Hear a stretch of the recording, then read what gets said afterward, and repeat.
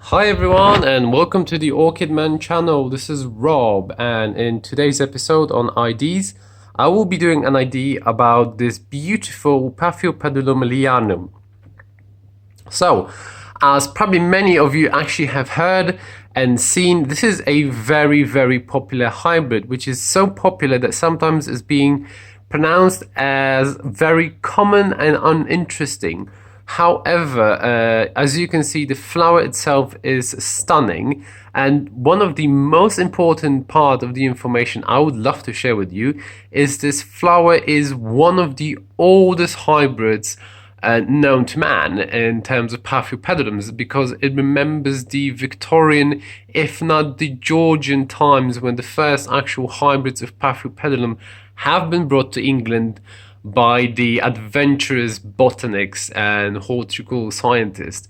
Often because this is a hybrid between Paphiopedilum insignia and Spicerianum, and due to the close location of their environments in the old times when they were everywhere, the scientists could actually find this natural hybrid in the batches of the plants they would bring back home, which actually caused a massive stir in the botanical world, because the scientists at that time didn't actually know to what family this plant would belong, till actually the growers started crossing the Spicerianum and insignia, and the realization came to light that this is actually a natural hybrid of both of these, and due to the close location of the growing environments it happened. Well, that was a mouthful.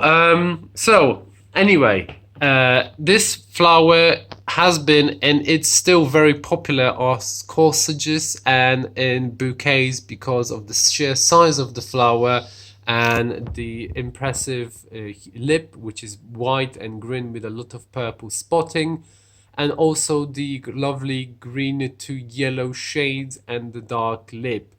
The flower itself is quite big, so compared to my hand, it is actually quite big, and I do have large hands. And it is quite funny because the plant itself isn't that big. It is not the most compact plant, but it's not the biggest ones.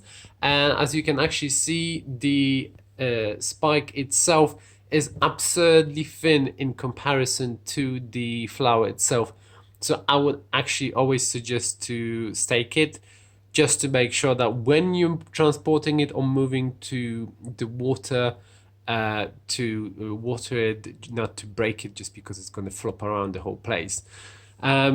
So yeah, as always, when it comes to care of these, I would suggest a lot of water and a lot of light.